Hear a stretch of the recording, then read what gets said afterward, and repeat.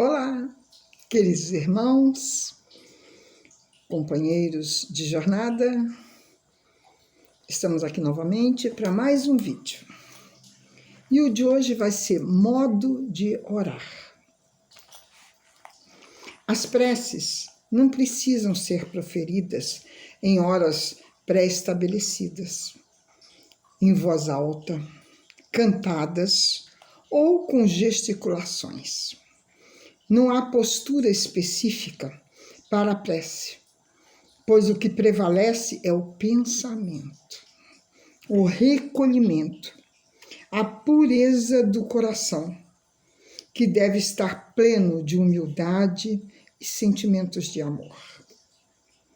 Existem religiões e povos que prescrevem regras para os atos da oração, tais como o emprego de língua morta, o direcionamento dos olhos para o templo da cidade, ou o rosto voltado para determinado ponto cardeal. É costume orar ajoelhado ou com o rosto em terra, para demonstrar humildade. Entretanto, isso não é condição indispensável. Se Deus não vê a postura, mas a intenção e a nobreza de sentimentos daquele que ora, para que tudo isso?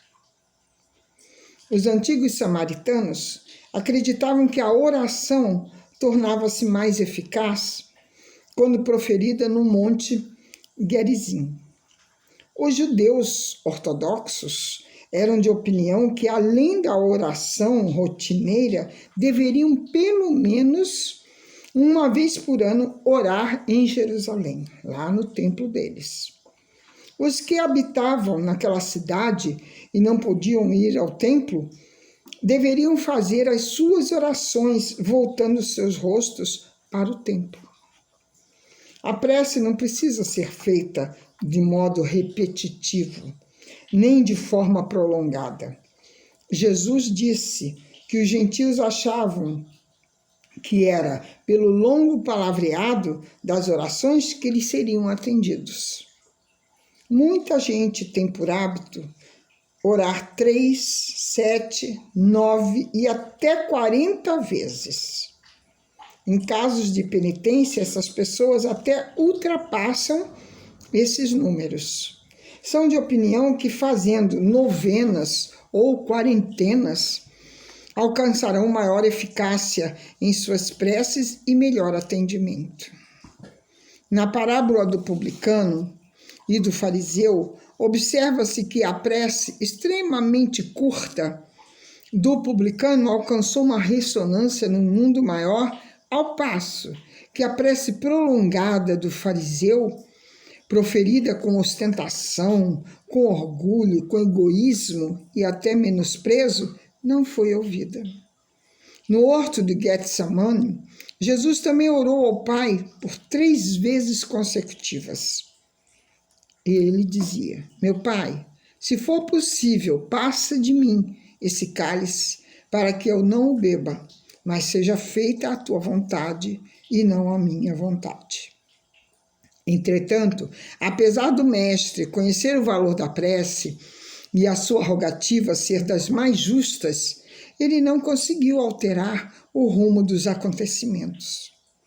Tinha que ser glorificado no sacrifício do Calvário. Os desígnios de Deus deveriam ser cumpridos, e por isso o doloroso drama se consumou em seus mínimos detalhes, consoante os numerosos vaticínios dos antigos profetas. Recomendou Jesus Cristo que tudo aquilo que através da oração fosse pedido ao Pai, ele daria. Entretanto, ele estabeleceu uma fórmula: pedi e dar-se-vos-á, buscai e achareis, batei e abrir-se-vos-á. Para receber os talentos que os céus concedem sob as mais variadas formas, é imperioso também dar algo. Este fato é sintomático na recomendação do mestre quando ele diz: buscai antes o reino dos céus e a sua justiça, e todas as coisas vos serão acrescentadas. Buscar o reino dos céus significa lutar pelo próprio aprimoramento e, sobretudo, amar a Deus sobre todas as coisas e ao próximo como a si mesmo. A prece é algo mais do que uma simples enunciação de vocábulos bonitos ou até ininteligíveis. É muito mais sublime do que um amontoado de palavras repetidas maquinalmente, emanadas dos lábios e sem a participação do coração. A prece é um apelo veemente que se dirige aos céus, pedindo sustentação, orientação e amparo para as almas combalidas. E elevando-se o pensamento a Deus, com o coração cheio de fé e de confiança, que se busca a assistência dos espíritos benfeitores para as nossas dificuldades e as nossas tribulações. Na prece, encontra-se refúgio para as tristezas e os desencantos, para as indecisões e desencontros, mas nela encontram-se forças para levar avante a caminhada rumo à perfeição. Na prece estão os meios de interceder junto a Deus pelos irmãos sofredores. Nela a gente mantém um colóquio interior com aqueles que foram caros na terra para nós, isto é, com os espíritos que, quando encarnados, formaram uma família terrena e a qual continuamos ligados por sentimentos de simpatia e de amor. A prece é, pois, uma alavanca que ajuda a remover as imperfeições que dormitam dentro das nossas almas, fazendo com que um dia essas almas possam aproximar-se mais da assertiva de Jesus que dizia: sede perfeitos, como perfeito é o vosso Pai Celestial. Os Espíritos recomendam que a prece deve ser feita ao dormir e antes de iniciar as atividades diárias, não importando o fraseado, mas sim a humildade e a demonstração do reconhecimento por todos os benefícios recebidos e de agradecimento pela noite transcorrida, quando a alma se encontra com amigos e benfeitores do mundo espiritual. Encontro esse, na qual aure novas forças para nós prosseguirmos na nossa jornada terrena. Igualmente deve ser feita em agradecimento pelos benefícios recebidos durante o nosso dia. Então entendemos que a prece é mais um agradecer. É a nossa gratidão para com o nosso Pai, para com Jesus, para com nossos espíritos protetores. Eu sempre digo a todos que me conhecem que devemos rezar muito, pedir vibrações de amor, de conscientização, de amadurecimento espiritual e gratidão. Agradecer, não mais pedir. Agradecer por tudo que temos e por tudo que somos. Agradecer pela nossa vida, pela nossa saúde, pelos nossos lares, pela nossa família terrena, pela nossa família espiritual. Ao elevar-se, qualquer pedido a Deus deve-se fazê-lo usando apenas o que realmente se necessite, esquivando-se o homem de pedir que abrevie as suas provações ou expiações, ou que lhe conceda riquezas materiais ou tudo aquilo que apenas serve para satisfazer as suas vaidades terrenas. Devem-se antes pedir a sustentação espiritual, a paciência, a fé e a resignação.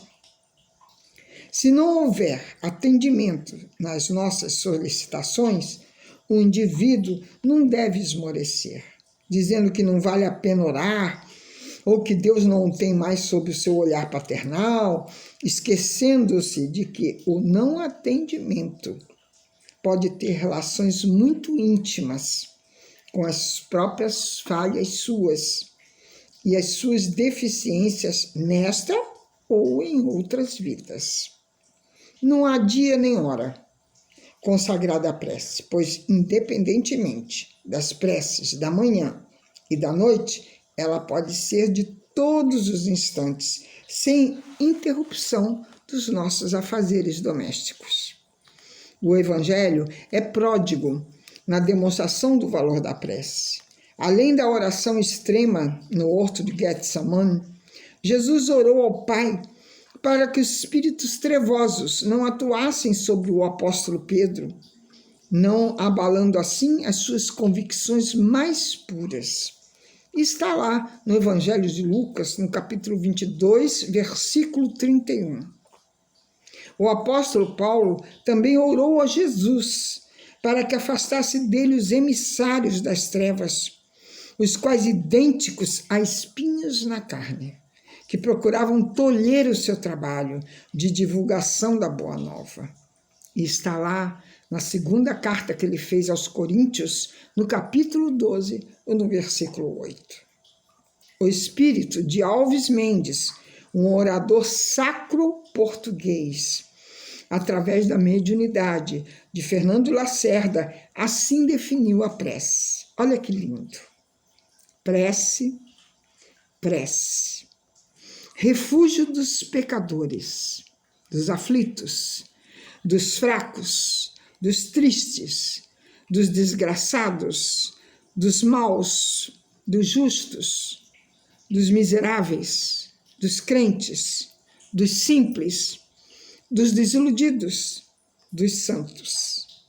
Prece, cordão tecido de luz e de amor, que Deus estende aos náufragos do mundo para a sua salvação. A escada de Jacó para que os homens subam até ele. Maravilhoso, né? Os espíritos não recomendam qualquer fórmula absoluta de preces. Quando ensinam algumas, é com o fito, o fundamento de fixar ideias e também para ajudar as pessoas que têm dificuldades em transmitir as suas ideias e que ficariam pensando não terem orado realmente, se seus pensamentos não tivessem sido formulados. A oração dominical, mais conhecida como Pai Nosso, é o mais perfeito modelo da concisão, verdadeira obra de sublimidade em sua simplicidade. E ela foi ensinada por Jesus. E, apesar de curta, resume todos os deveres do homem para com Deus, para consigo mesmo e para com o nosso próximo. E aqui, eu termino o vídeo de hoje convidando a todos vocês que possamos agora fazer um Pai Nosso. Pai nosso que estás nos céus, santificado seja o teu nome. Venha a nós o teu reino. Seja feita a tua vontade, assim na terra como no céu.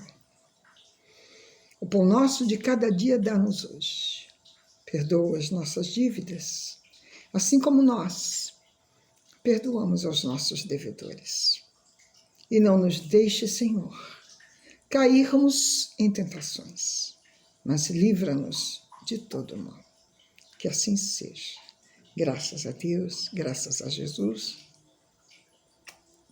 Um beijo em seus corações.